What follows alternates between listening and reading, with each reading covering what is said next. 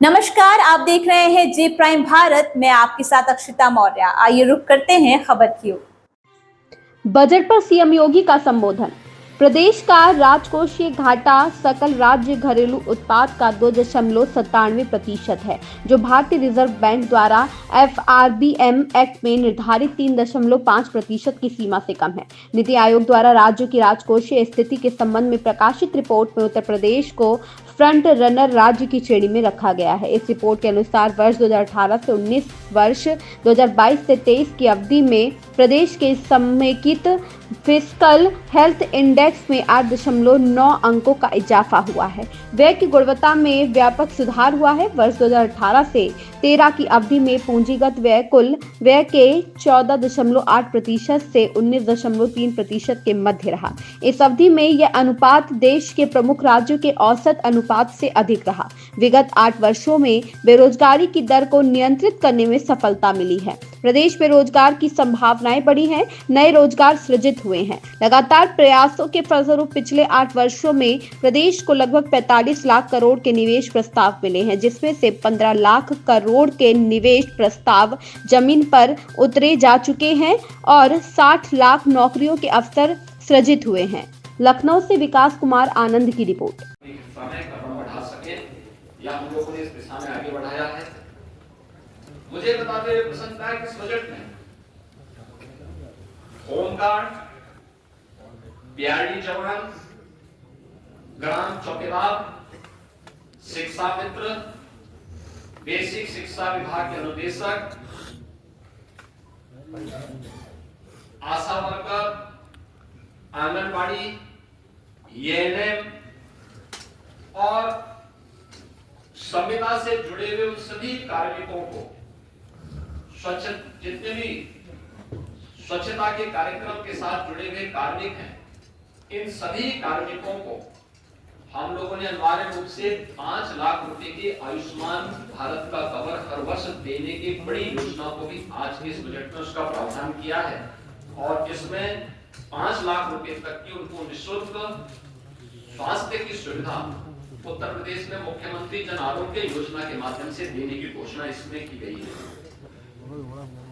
मुझे बताते हुए प्रसन्नता है कि समाज कल्याण विभाग के बजट में 35,863 करोड़ रुपए की व्यवस्था की गई है, जिसमें अनुसूचित जाति, जनजाति, पिछड़ा वर्ग, दिव्यांगजन, सशक्तिकरण, महिला और बाल विकास के लिए यह धनराशि उपयोग में आएगी। छात्रवृत्ति के लिए 4,720 करोड़ रुपए की व्यवस्था की गई है और निर्धन व्यक्तियों की पुत्रियों की शादी के लिए 900 करोड़ रुपए की व्यवस्था और सामाजिक पेंशन के लिए जो व्यवस्था की जाती है उसमें 13,448 करोड़ रुपए का प्रावधान इसमें किया गया है। मित्रों, इंफ्रास्ट्रक्चर के लिए अब उत्तर प्रदेश अपने एक सुदृढ़ रेवेन्यू सरप्लस स्टेट के माध्यम से बीमारू राज्य नहीं है। डबल इंजन की सरकार ने 8 वर्ष में जो सामूहिक रूप से प्रयास आगे बढ़ाए थे, उसका परिणाम है कि हम भारत की डेवलपमेंट में ग्रोथ इंजन की भूमिका के रूप में एक प्रगतिशील राज्य के रूप में आगे बढ़े हैं। इस बार हमने बजट में 4 नए एक्सप्रेसवे की भी घोषणा की है, जिसमें आगरा लखनऊ एक्सप्रेसवे से गंगा एक्सप्रेसवे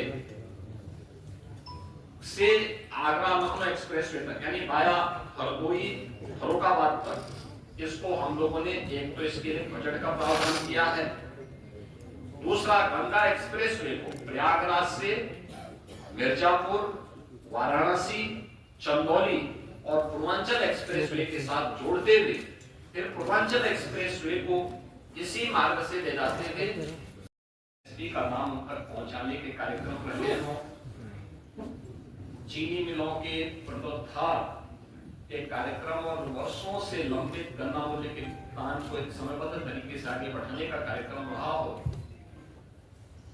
अच्छे किस्म के बीज और सिंचाई के बेहतरीन सुविधा में उपलब्ध कराने का रहा हो। यह सब कार्य तत्परता के साथ इसके लिए कदम बढ़ाए गए और आज मुझे प्रसन्नता है कि डबल इंजन की भारतीय जनता पार्टी की सरकार के द्वारा जो कदम 17-18 में उठाए गए, आज परिणाम है उत्तर प्रदेश के किसानों की आमदनी को 2017-18 के पहले आत्महत्या करने के लिए मजबूर होता था, आज उसको दुगने से अधिक बढ़ाने में मदद मिली है।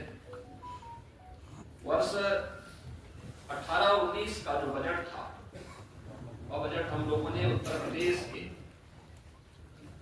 बीमारू राज्य से इसको उभारने के लिए इंफ्रास्ट्रक्चर और औद्योगिक विकास के लिए समर्पित किया था।